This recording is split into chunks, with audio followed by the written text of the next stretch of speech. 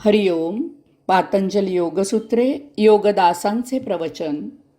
कैवल्यपाद सूत्र क्रमांक 5. प्रवृत्ती भेदे प्रयोजकम चित्तम एकम अनेकेशाम. प्रवृत्ती भेदाप्रमाणे अनेक चित्तांचे प्रयोजन करणारे चित्त एकच असते. प्राणीमात्रांच्या चित्तांच्या अनेक वृत्तीनुसार अनेक चित्ते निर्माण करणारे जसे एकच चित्त त्या प्राणी मात्रात असते, तसेच सर्व प्राणी मात्रांची चित्ते एकाच दिव्य चित्तामधून निर्माण झालेली असतात. त्या परमचित्तांमधून सर्व प्राणीमात्रांची चित्ते निर्माण होतात. हे दिव्य परमचित्त सर्व चित्तांचे प्रायोजक असते. हे फार महत्त्वाचे आहे. प्रत्येक प्राणी एका विशिष्ट हेतूने या जगात आलेला असतो. त्याच्याकडून एक विशिष्ट गोष्ट करवून घ्यायला त्याला येथे प्रेरणा देऊन त्या परमचित्ताने पाठवलेले असते. त्याचा जीवन प्रवाह नैसर्गिक असतो. या प्रवाहात अर्थातच अडथळे असतात. वाटेत येणारे हे अंतराय कसे पार करायचे हाच फक्त 2 योनींच्या जीवन पद्धतीचा गाभा असतो. मनुष्य प्राण्याला नैसर्गिक जीवन प्रवाह बदलण्याची बुद्धी असते. त्याचा उपयोग मानव कसा करतो यावर त्याच्या जीवनाचा प्रवाह वाहत असतो. आपण सूर्याकडे पाठ फिरवली आणि चालू लागलो तर सावली आपल्या पुढे पुढे पळत राहील. तिला पकडता पकडता आपल्याला धाप लागेल. ती आपण कधीच पकडू शकणार नाही, कारण जीवन उद्दिष्ट चुकले. जीवन प्रेरकाकडेच पाठ फिरवल्यावर हाती यश येणे शक्य नाही. सूर्यासारखे जीवन जगण्यासाठी त्याचा आदर्श ठेवून त्याच्याकडेच तोंड करून जायला पाहिजे. यामुळे सावली आपल्या मागे मागे येईल, म्हणजे यश आपल्या मागे धावत येईल. आपल्याला यशामागे जाण्याची आवश्यकता भासणार नाही. यातील काय करायचे ते ज्याचे त्याने ठरवायचे आहे. अनेक इच्छा, आकांक्षा, अभिमान हा सर्व त्या अस्मितेचा प्रभाव असतो. अस्मिता टिकवायचा प्रयत्न केला की त्यासाठी भौतिक जगतात अडकणे अपरिहार्य ठरते. मीपणा टिकवायला अनेक भोग निर्माण करावे लागतात. या अस्मितेचा प्रभाव बुद्धीचा उपयोग करून समजावून घेणे हीच योग जीवनाची योग किल्ली आहे. भोगवाद्याला अस्मिता हा अभिमानाचा विषय वाटतो. अध्यात्मवादयाला हीच अस्मिता विषासारखी वाटते. त्याला अस्मी आणि परमात्मा हे द्वैत नको असते. त्यासाठी ही अस्मिता नष्ट करून अद्वैत होऊन तो कैवल्याचा मार्ग मोकळा करतो. याला जोडून पुढचं सूत्र क्रमांक 6. तत्र ध्यानज अनाशयम.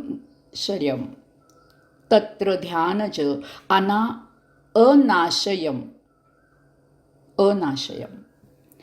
या अशा अनेक चित्तामध्ये ध्यानज चित्त मात्र आशय न करणारे असते. मानवाला अशी अनेक चित्ते निर्माण करता येतात. मनुष्येतर प्राण्यांना मात्र अशी चित्ते तयार करता येत नाहीत. मानव आणि इतर प्राणी यात हा एक मूलभूत फरक आहे. एकाच जातीचे प्राणी एका विशिष्ट प्रकारे जगतात. सर्व मासे पाण्यातच राहतात. सर्व मासे पोहतात. पाण्यात न राहता न पोहता जगणारा मासा नसतो. सर्व पक्षी उडतातच. न उडणारा कावळा किंवा चिमणी नसते. हत्ती गवत वगैरे शाकाहार घेतो. मांस खाणारा हत्ती नसतो. परंतु मानवाचे तसे नाही. सर्व मानव एका विशिष्ट प्रकारे जगत नाहीत. काही मांसाहारी असतात तर काही शाकाहारी. काही कपडे घालतात तर काही कपड्याशिवाय राहतात. काही दोन्ही प्रकारचे असतात. याचा अर्थ मानव एकाच साच्यात न जगता स्वतंत्र स्वतःच्या अस्मितेप्रमाणे जगतो. मानव पाण्याच्या तळाशी, जमिनीवर, आकाशात उडतो.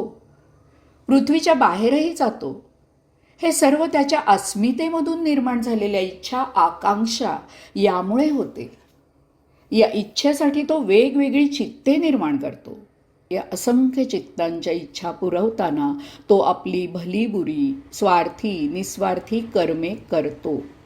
या कर्मांनी इच्छा पूर्ण करून ते चित्त शमवतो. असे शमलेले चित्त त्याच्या मूळ स्वाभाविक चित्तात विलीन होते. अर्थातच यामधून भोग निर्माण होतात. या अशा चित्तांनी निर्माण केलेले भोग त्याच्या मूळ चित्तालाच भोगावे लागतात, कारण हेच त्याचे स्वाभाविक चित्त असते. यातच ती इतर चित्ते लय पावलेली असतात. बाकीची चित्ते सुख अनुभवतात आणि भोग मात्र त्याचे नैसर्गिक चित्त भोगते. या अनेक चित्तांमध्ये ध्यानज चित्तही निर्माण केलेले असते, कारण ध्यान लावून परमात्म्याचा साक्षात्कार व्हावा ही सुद्धा एक इच्छा असतेच.